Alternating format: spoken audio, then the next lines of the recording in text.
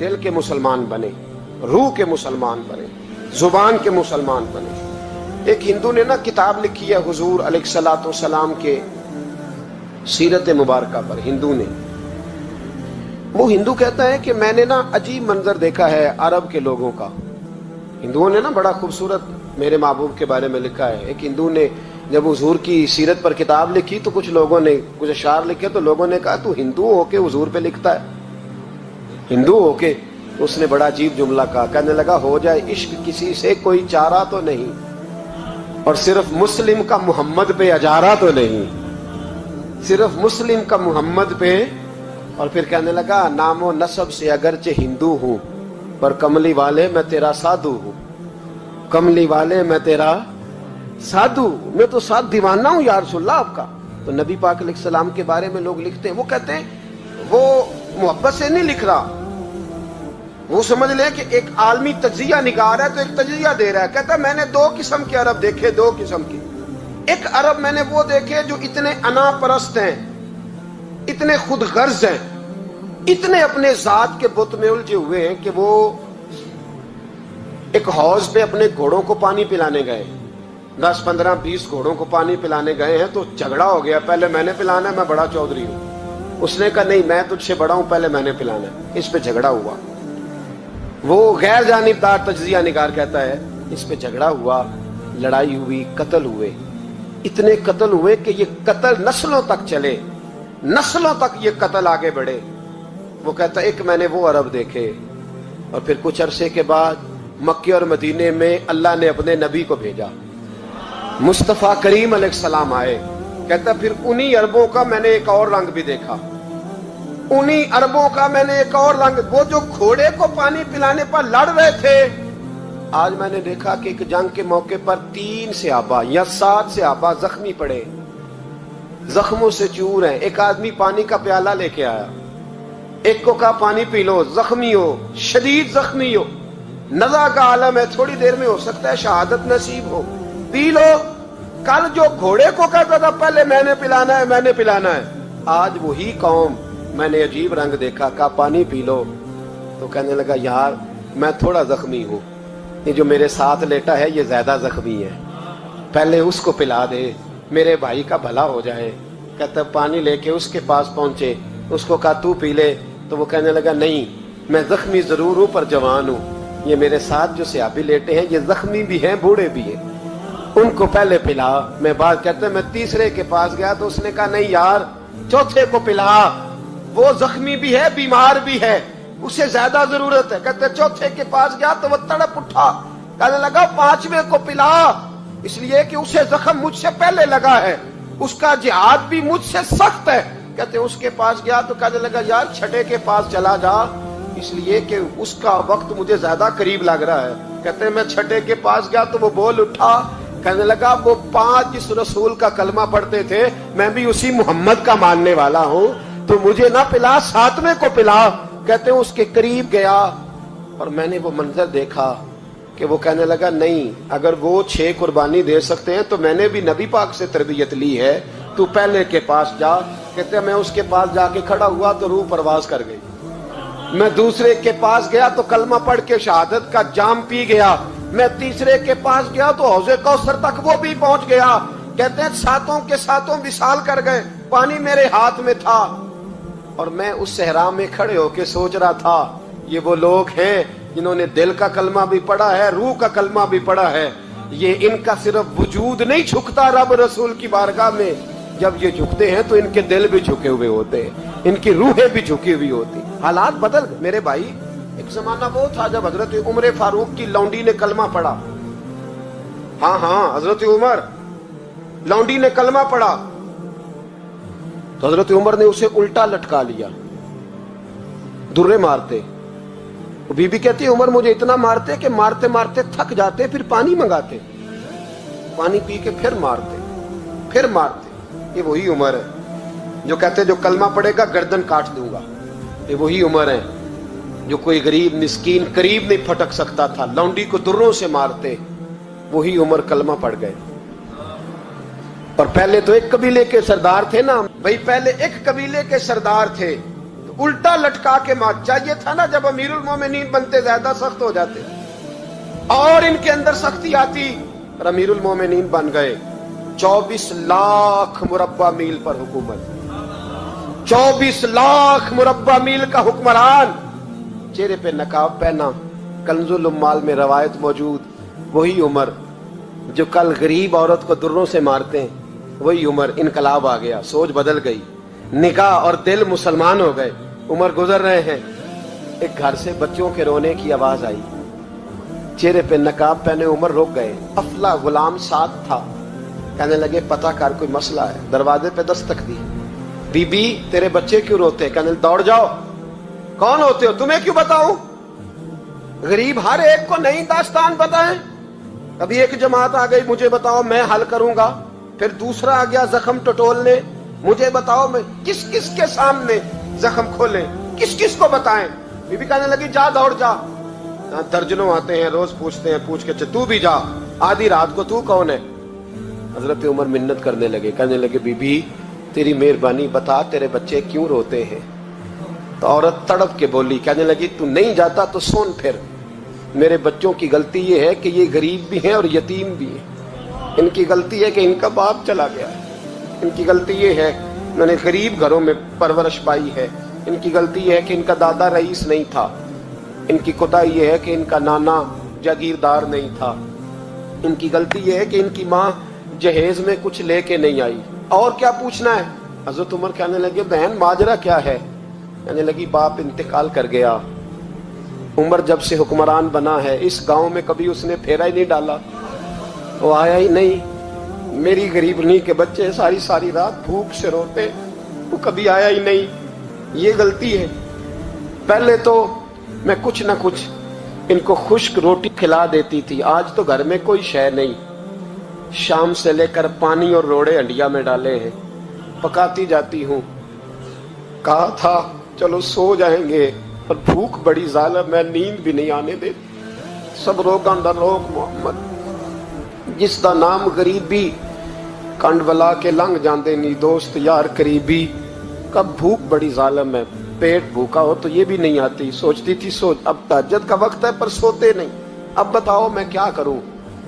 उमर तो 24 लाख मुरब्बा मील का हुक्मरान है, इस कच्ची बस्ती में कैसे फेरा डालेगा।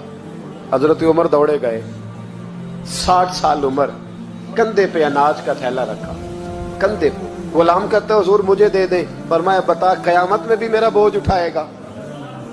हजरत उमर लाए, फिर उमर ने उस बीबी के घर में चिराग रोशन किया। फिर बूढ़े उमर कहते मेरी बेटियां थी, मेरी बीवियां थी, मैंने खाना कभी नहीं पकाया था। मैंने उस बीबी से कहा बहन तू बैठ जा, बैठ गई। उमर कहते मैंने आग जलाई। आपके गुलाम कहते हैं जब उमर आग में फूंके मारते थे तो उनकी दाढ़ी से धुआं निकलता था। उमर ने आग जलाई। फिर फारूक कहते मैंने कभी रोटी नहीं पकाई थी पर आज मैंने आटा भी गूंदा। 24 लाख मुरब्बा मील का हुक्मरान। और भाई जब तेरा दिल और नजर मुसलमान होती है तो फिर तू झूठे दावे नहीं करता, फिर दीन तेरे लफ्जों में, जुमलों में, तकरीरों में नहीं रहता। हजरत सैयदना उमर फारूक रज़ी अल्लाह ताला अन्हु आटा गूंथते हैं, दाढ़ी सारी आटे से भर गई। फिर उमर फारूक रोटियां पकाते तो हाथ जलते। फिर सालन पकाया, फिर उमर ने दस्तरखान बिछाया, फिर वो छोटे छोटे बच्चों का उमर ने मुंह धुलाया। फिर फारूक आदम रोटी के लुक़्मे उनके मुंह में डालते और रोते, कहते बेटो उमर को पता नहीं चला कि तुम भूखे थे। बेटियों उमर को खबर नहीं थी, उमर से नाराज तो नहीं हो। छोटे छोटे बच्चे कहते हमें तो पता भी नहीं उमर कौन है, आप क्या बात। फिर उनको उमर फारूक ने खिलाया।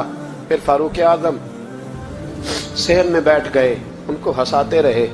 गुलाम कहते हुजूर अब क्या करते हो? फरमाया जो मेरी वजह से रोए थे उन्हें खुश ना करूं।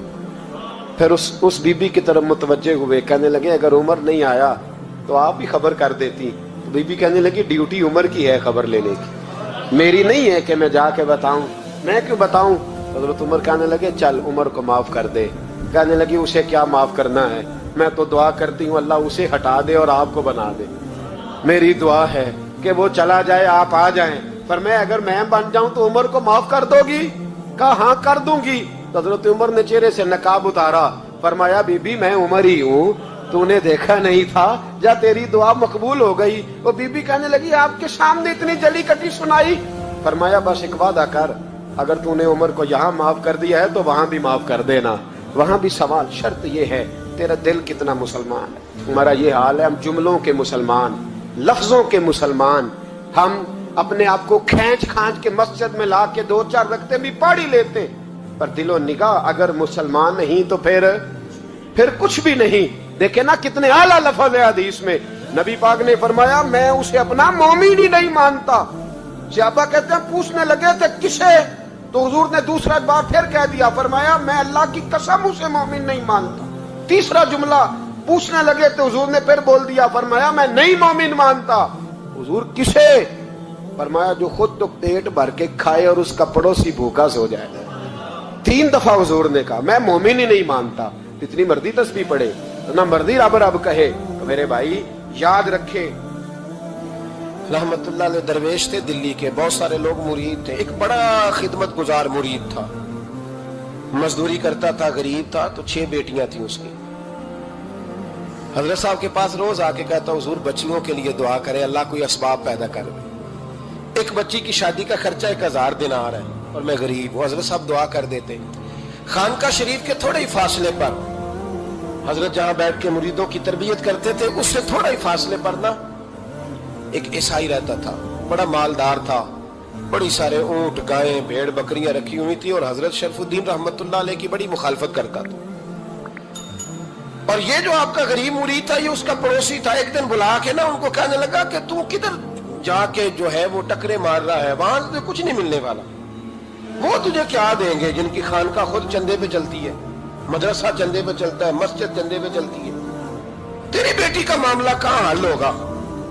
तो उस दरवेश ने कहा कि तू मेरे पीर को नहीं जानता, तू अजय मेरा महबूब नहीं डिठा, तो पता नहीं ना, तू इस रास्ते का मुसाफिर नहीं, तू नहीं जानता।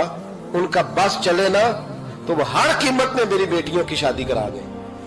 अब वो ईसाई था, कहने लगा अच्छा चलो ठीक है, अगर इतनी बात है ना तो जाओ उनसे जाके कह दो कि 6 साल के लिए मेरे साथ मुआहदा कर ले, तो मेरे जानवरों को चारा डाल दिया करे, 6 साल ड्यूटी करे, मैं 6000 दिनार दे देता हूं। वो मेरे साथ 6 साल मेरे जानवरों को चारा डाले रखते हैं ना, अब चारा डालने के लिए एडवांस पैसे दे के। अब तो लोग उन्हें भी गुलाम ही बना लेते हैं, बड़ी थोड़ी तनख्वाह देते हैं, जुल्म करते हैं, पूरा मुआवजा नहीं देते। हजरत शेख शरफुद्दीन के बारे में वो कहने लगा जो अपने पीर से जाके कह के मेरे जानवरों को 6 साल चारा डाले, मैं 6000 दे देता हूं, तू जो कहता है हर कीमत पे जाने को तैयार है। उसने जब ये बात की तो मुरीद ने नाराज हो गया, वो लड़ाई हो गई, गिरबान पकड़ लिया, झगड़ा हुआ, बात बड़ी दूर गई। इस तरह की बात करता मेरे हजरत के बारे में, तेरे जैसे कई मैं वहां काम पे रखा दूं। जब वो बड़ी बहस हुई, बात मोहल्ले में, इलाके में फैल गई, दुनिया ने सुन ली तो शेख शरफुद्दीन तक भी पहुंच गई। इस तरह झगड़ा हुआ है। लोग सो गए इशा की नमाज के बाद। हजरत साहब ने ना सर पे कपड़ा लिया, उस ईसाई के दरवाजे पे दस्तक दी, वो बाहर आया, फरमाने लगे लोग तो सोच समझ के मुलाजम रखते हैं, तूने भी तो सोच ही लिया होगा तभी तो मुझे ऑफर की है, तू अपनी ऑफर पे कायम है, वाकई मुझे रख लेगा और 6000 दिनार दे देगा? कहने लगा जा बाबा काम कर अपना। फरमाया नहीं, तूने इतने लोगों में बात की, इतनी बहस हुई, तो कायम है? कहने लगा मैं तो कायम हूं पर आपने नहीं कायम रहना।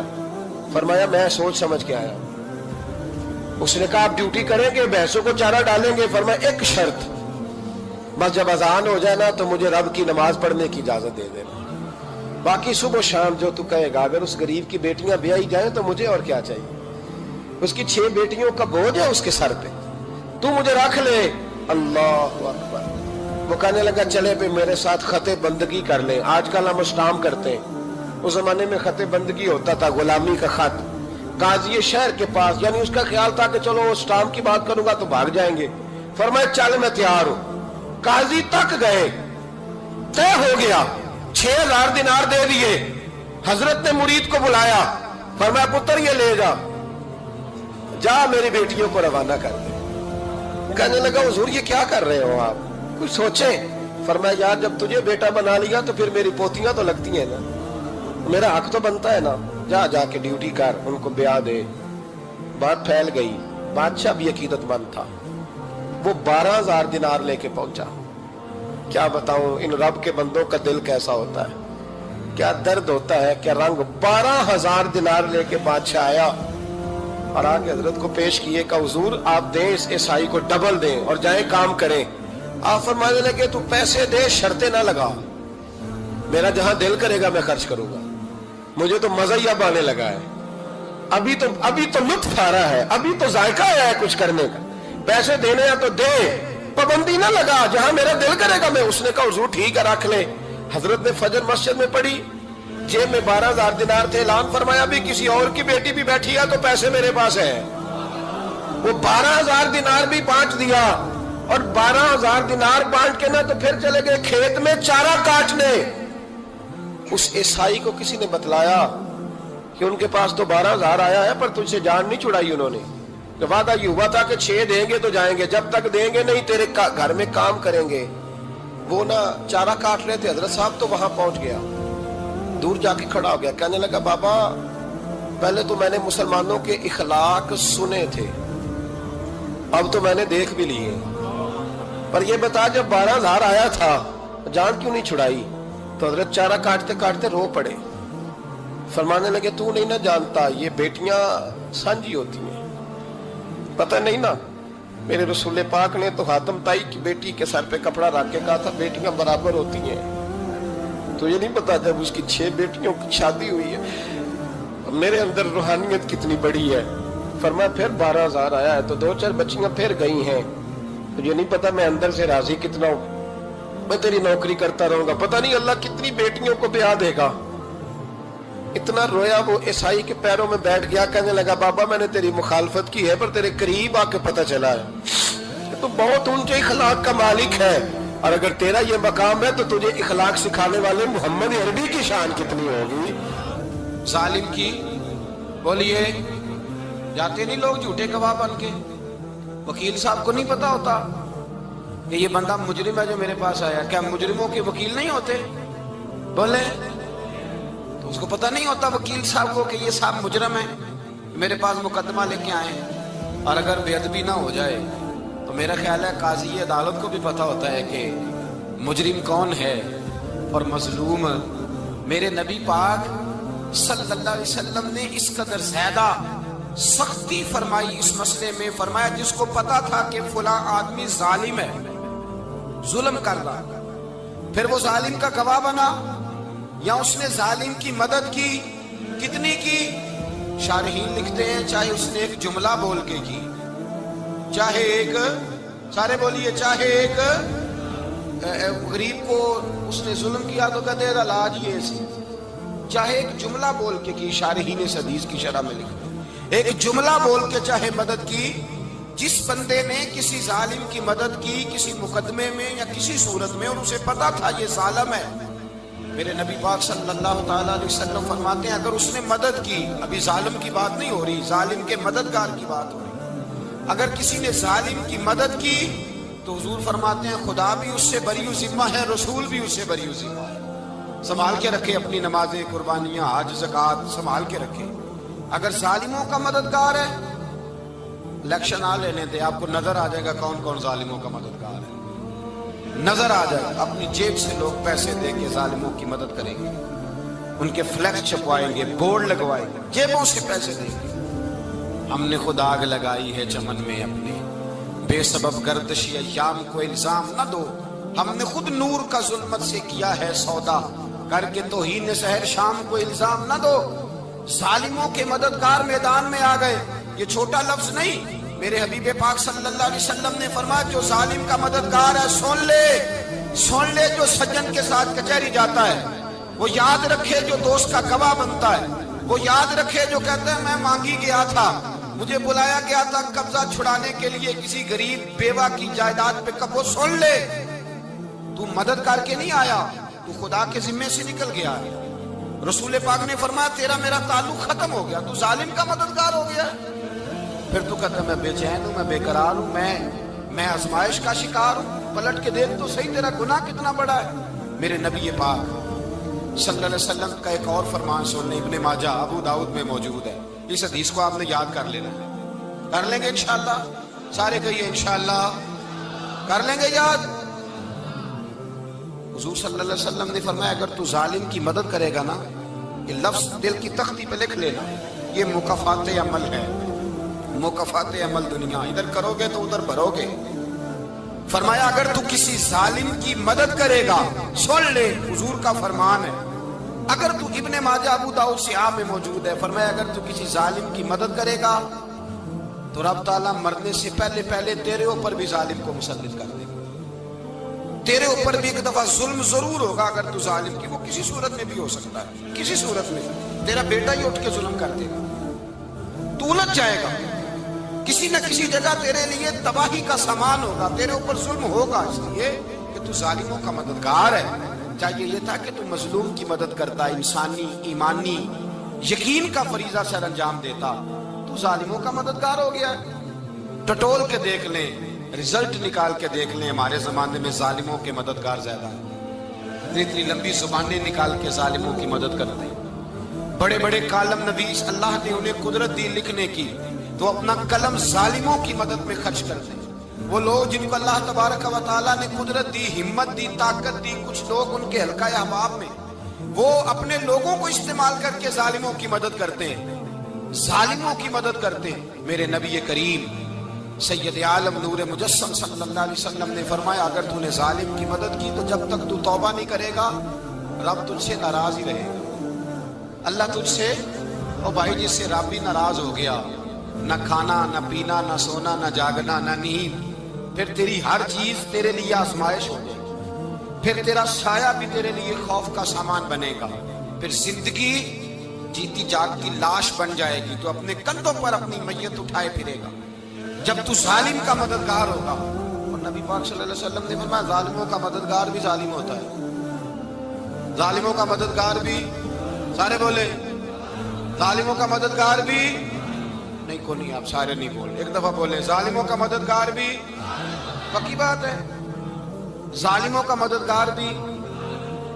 اللہ جس کا یارانہ ہو، جس کا دوستانہ ہو، جو کہے میں نے نا اس کو اوکھے ویلے کے لیے ظالم کو یاد رکھا ہوا ہے، کبھی مشکل پر رکھے نہیں ہوئے لوگوں نے ظالم دوست، کہتے میں نے رکھے ہوئے ہیں، بلکہ ہمارے دیہات میں تو کہتے ہیں میں نے بازو بنائے ہوئے۔ کس کو بازو بنا لیا؟ ظالم بھی کبھی بازو ہوتا ہے، جو ظلم کی تلوار لیے میدان میں کھڑا ہے۔ قارون، حامان، فرعون، نمرود کا حال نہیں لوگوں نے دیکھا؟ اپنے زمانے میں آپ نے کتنے لوگ نہیں دیکھے جن کے سائے سے، آواز سے لوگ کانپتے تھے؟ پھر پولیس کی گاڑیوں میں وہ اس طرح مردہ پڑے کہ دنیا نے تماشا دیکھا ان کا، یہ رنگ ہم نے دیکھے نہیں اپنے آنکھوں سے۔ فرمایا ظالم کا مددگار بھی، جو کار میں بٹھا کے لے کے گیا وہ بھی ظالم، جس نے چائے پلائی وہ بھی، جس شخص نے کھانا کھلایا وہ بھی، جو کچہری تک ساتھ گیا وہ بھی، جس نے فلیکس کے نیچے، بڑے شرابی کے نیچے چھوٹی اپنی فوٹو لگائی وہ بھی، جو ووٹ کی پرچی ڈالنے گیا وہ بھی۔ کہہ دینا باہر نکل کے کہ حضرت صاحب نے سیاسی تقریر کی ہے، کہہ دینا، پر بات تو سچی ہے نا۔ خو کرے ہم تو سے تھوڑا سا گلا بھی سن لے، خو کرے ہم تو سے تھوڑا سا بھی گلا۔ امام مالک کے پاس ایک بندہ آیا، اس نے کہا حضور میں درزی ہوں، ایک ظالم بادشاہ مجھ سے کپڑے سلواتا ہے، میں تو ظالموں کا مددگار نہیں نا۔ ایک ظالم بادشاہ مجھ سے، حضور میں تو مددگار نہیں نا ظالموں کا، جو فرمایا ظالموں کا مددگار بھی ظالم ہوتا ہے، تو کپڑے لے کے آتا ہے میں سی کے دے دیتا ہوں، ذمہ داری نہیں سمجھی۔ یہ ایک آدمی دکاندار ہے، اس سے کوئی بندہ چیز خریدنے آئے گا تو تھوڑی کہے گا میں نے نہیں دینی، تو دے گا۔ کوئی بندہ اگر کسی شخص سے کوئی کام کہتا ہے جو اس کی فیلڈ ہے، اس کا شعبہ ہے، اس کا معاش کا وہ سلسلہ ہے، کہتے ہیں یا رسول اللہ صلی اللہ علیہ وسلم ظالموں کا مددگار بھی ظالم، حضور نے فرما دیا۔ تو امام مالک سے بندے نے مسئلہ پوچھا، دل کی تختی پہ لکھنے والی باتیں ہیں، کہا حضور میں درزی ہوں، ظالم کپڑے سلواتے ہیں، میں تو مددگار نہیں نا۔ امام صاحب کہنے لگے نہیں، مددگار تو وہ ہوگا جو تجھے سوئی دھاگا فراہم کرے گا، تو پورے کپڑے سی کے دیتا ہے، تو خود بہت بڑا ظالم ہے، تو پورے سوٹ سی کے دیتا ہے، تو بہت بڑا ظالم خود ہے۔ مددگار تو وہ ہوگا جو تجھے دھاگا دے گا، جو تجھے بٹن دے گا، جو تجھے نلکی دے گا۔ جو ظالم سے اتنی نفرت ظلم کر کے بندہ ہے، یہاں تو ہمارے زمانے میں ہیرو بن جاتے ہیں لوگ، ظالم ہیرو ہے، لوگ اس سے ڈرتے پھرتے ہیں، گھومتے پھرتے ہیں، اور بہت سارے کم مزاج لوگ اس کے پیچھے ہاتھ باندھ کے پھرتے ہیں۔ ظالموں کی مدد کرنا، ظالموں کے ساتھ رہنا، یہ ظلم ہے، ظلم، یہ زیادتی ہے۔ میرے نبی پاک صلی اللہ تعالی علیہ وآلہ وسلم نے ارشاد فرمایا یاد رکھو رب فرماتا ہے میں مظلوم کی مدد ضرور کروں گا، چاہے جلدی کروں چاہے دیر سے کروں، میں مظلوم کی مدد۔ حضور صلی اللہ علیہ وسلم نے فرمایا ہے، حضرت معاذ بن جبل کہتے ہیں حضور نے مجھے یمن کا گورنر بنایا، جب میں جانے لگا نا تو حضور نے بڑی نصیحت دیکھی، بخاری میں موجود ہے، فرماتے ہیں جب میں پلٹنے لگا تو میرے رسول نے فرمایا معاذ ایک منٹ ٹھہر جا، ایک بات میری یاد رکھنا، اس کو نہ بھولنا۔ کہا حضور کیا؟ فرمایا دیکھنا کسی پہ ظلم نہ کر بیٹھنا، کہیں تجھ سے زیادتی نہ ہو جائے۔ محبوبہ پھر حضور نے فرمایا سن میرے معاذ، میں تجھے گورنر بنا رہا ہوں، زیادتی نہ کر بیٹھنا۔ یا رسول اللہ صلی اللہ علیہ وسلم کیا ہوتا ہے؟ تو میرے کریم نے فرمایا جب مظلوم دعا کے لیے ہاتھ اٹھاتا ہے تو عرش کا مالک کہتا ہے فرشتوں پیچھے ہٹ جاؤ، عرش کا مالک کہتا ہے فرشتوں پیچھے ہٹ جاؤ، دروازے کھول دو۔ فرمایا مظلوم اور رب کے درمیان شے حائل کوئی نہیں ہوتا۔ ملا رومی رحمت اللہ علیہ فرماتے ایک دن نا شیر نے، کہتے شیر نے ایک دن نا ریچھ کو ساتھ لے لیا اور ساتھ لے لیا لومڑی کو، اس نے کہا اور شکار کرنے چلے، چلو جی، شیر کی مہربانی ساتھ لے لیا ہے، حالانکہ اس کو کسی کی مدد کی ضرورت ہے، وہ تو بادشاہ ہے، بادشاہ سلامت نے ساتھ لے لیا، شکار کیا 3 چیزوں کا، ایک شکار کیا خرگوش، ایک ہرن، ایک گائے۔ اب وہ شکار کر کے واپس آئے تو جو ریچھ تھا نا ذرا اکڑ اکڑ کے چلنے لگا کہ بادشاہ کے ساتھ میں بھی تھا، یعنی شکار میں میرا بھی حصہ، اور شیر بھی سمجھ گیا بات کو کہ اس کا دماغ خراب ہو رہا ہے، حالانکہ میں نے تو ویسے ہی ساتھ لیا۔ وہ ریچھ صاحب بھی نا تگڑے ہو گئے، انہوں نے کہا ہو میں ساتھ ہی تھا کہ اب بادشاہ نے تو ویسے ساتھ لیا تھا کہ چلو 2-4 آدمی مل کے، تو وہ پیر وارث شاہ صاحب رحمت اللہ تعالیٰ علیہ سے کسی نے کہا کہ آپ کے جو شیخ ہیں، آپ کے مرشد ہیں، آپ کو بلا کے مشورے لیتے ہیں، کام لیتے ہیں، تو آپ تو بڑے خوش نصیب ہیں۔ تو انہوں نے کہا ہیر ہس بولے تے دی مہربانی، ورنہ رانجے تے لاڈ ہی لڑاونے نے۔ انہوں نے کہا ٹھیک ہے اگر اس نے مہربانی کر دی ہے تو اس میں میرا نہیں، ان کی نظر شفقت ہے، ہیر ہس بولے تے او دی مہربانی، انہوں نے مہربانی فرمائی ہے تو بڑی کرم نوازی ہے، ورنہ من آنم کے من دانم، جو میں ہوں اس کا مجھے پتا تو ہے ہی نا، تو میں اس میں اپنے آپ کو اتنا بڑا نہیں سمجھ۔ اس نے نا شیر نے بھانپ لیا، اس نے کہا کہ اس کے ذہن کے اندر بات آ رہی ہے کہ شاید میں کو بلا ہوں، تبھی تو مجھے سپیشل بادشاہ نے کہا کہ چاہے میرے ساتھ شکار کرنے میں، ہے کوئی میرے اندر بات۔ اللہ اکبر۔ اس نے نا آ گئے، بیٹھ گئے، اس نے کہا اس سے بادشاہ نے کہ کیا کرنا ہے، اب شکار تو ہو گیا ہے، تو اس کے اندر تو سودا سمایا ہوا تھا نا، اس نے کہا جی کرنا کیا ہے، بانٹ کے کھانا چاہیے، بانٹ کے کھانا چاہیے۔ اس کو بڑا غصہ آیا، اس نے کہا اچھا تو مجھے کمزور سمجھتا ہے، میں جو چاہتا تھا کر سکتا تھا، میں نے تو عذرائے محبت تجھے عزت دی، ساتھ لے لی، اور تو بن کے ہی بیٹھ گیا ہے۔ اس نے کہا اچھا بانٹ کے کھانا چاہیے، کہا بالکل، کہا چلو بانٹو، پھر کیسے بانٹنا ہے۔ ہرن کا اور بکرے کا گوشت ایک جیسا ہوتا ہے، بلکہ ہرن کا زیادہ مہنگا ہوتا ہے، لذیذ ہوتا ہے۔ اب اس نے تقسیم کیسی کی دی، اس نے چلاکی کرنی چاہیے، کہنے لگا جی تقسیم سیدھی سی ہے، آپ بڑے ہیں، گائے آپ کی، 3 جانوروں کا شکار ہوا نا، گائے، ہرن اور خرگوش، کہنے لگا آپ بڑے ہیں، گائے آپ کی، میں درمیانہ ہوں تو ہرن میرا، اور لومڑی چھوٹی ہے تو خرگوش لومڑی کا۔ اس نے کہا تیرا بھلا ہو جائے، کیسی تم نے تقسیم کی ہے۔ اس نے مارا پنجا اور ریچھ کو بھی مار دیا۔ اس نے کہا تو عجیب آدمی ہے بھائی، تجھے تو ذرا موقع دیا ہے تو تو نے ہاتھ ہی وہاں ڈال لیا ہے جہاں بالکل تیرا بنتا ہی نہیں تھا۔ اللہ اکبر۔ اس نے کہا اچھا مر گیا۔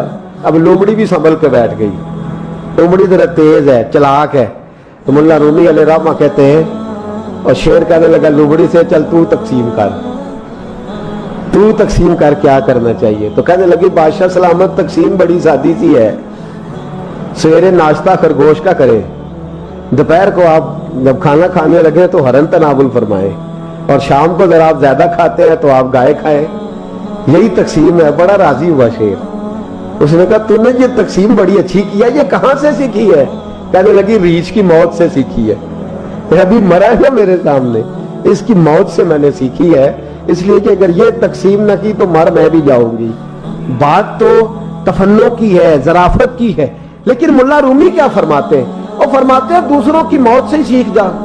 हजरत उमर का विसाल हुआ, कब्र पे मिट्टी डाली जा रही थी, हजरत अबू दरदा ने ना यूं मिट्टी पकड़ी हुई है, तो एक एक चुल्लू करके मिट्टी डालते हैं ना, पहले 3-3 चुल्लू डालते हैं कि चलो हमारा भी इस नेकी में हिस्सा हो जाए। तो मिट्टी डालने के लिए ना मिट्टी पकड़ी हुई थी, तवज्जो है आपकी मेरी बात पर? तो उस मिट्टी को लेकर के जा रहे थे हजरत अबू दरदा, मिट्टी लेके जाते हजरत सैयदना अबू दरदा हजरत उमर की कब्र पर डालने के लिए, यूं पकड़ी हाथ में, मिट्टी डालने का इरादा करते तो वापस आ जाते, फिर जाते तो वापस आ जाते, फिर जाते। लोगों ने कहा अबू दरदा डालते क्यों नहीं? तो आंखों में आंसू आ गए, रो पड़े, कहने लगे इज्जत के इस कोहे गिरां पे मिट्टी डाल दूं, वकार के इस बादशाह पे मिट्टी डाल दूं? फरमाने लगे शहनशाह किरदार पर इस पर मिट्टी डाल दूं? और फिर वो मिट्टी पकड़ी और अपने सर पे डाल ली। फरमाने लगे उमर तू मिट्टी के काबिल नहीं, मिट्टी के काबिल तो मैं हूं, मैं था जिस पर मिट्टी पड़नी चाहिए थी। और आप फरमाने लगे लोगों सुन लो, अगर उमर जैसे तकवे के बादशाह भी रब ने इस जमीन से उठा लिए तो हम भी बचेंगे नहीं, हमने भी अल्लाह की बारगाह में जाना है। अगर इतने इतने पाकबाज लोग, अगर नेकी ही दुनिया में रहने का सबब होती तो ये पाक लोग हमेशा दुनिया में रहते। फरमाया अगर ये चले गए तो चले, हमने भी जाना है। हजरत खजर अलैहिस्सलाम आए, कहने लगे हुजूर, शेख अब्दुल कादिर जिलानी से कहने लगे आप दुआ न करें, मैं पैगाम लेके आया हूँ, इसके नसीब में ही औलाद नहीं, न करें दुआ।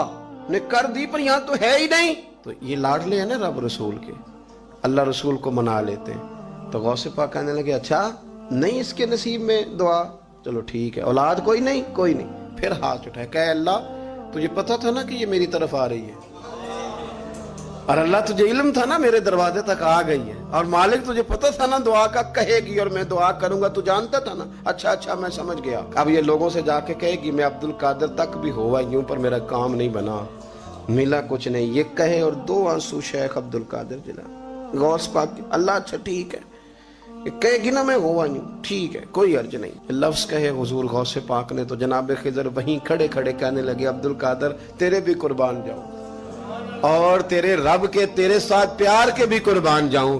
रब फरमाता है बोलिए कितने बेटे चाहिए बीबी को, आप कीजिए बात। तो गौस पाक फरमाने लगे चूंकि मेरे घर आई है तो रब से फरमाए 7 बेटे तो अता कर देना।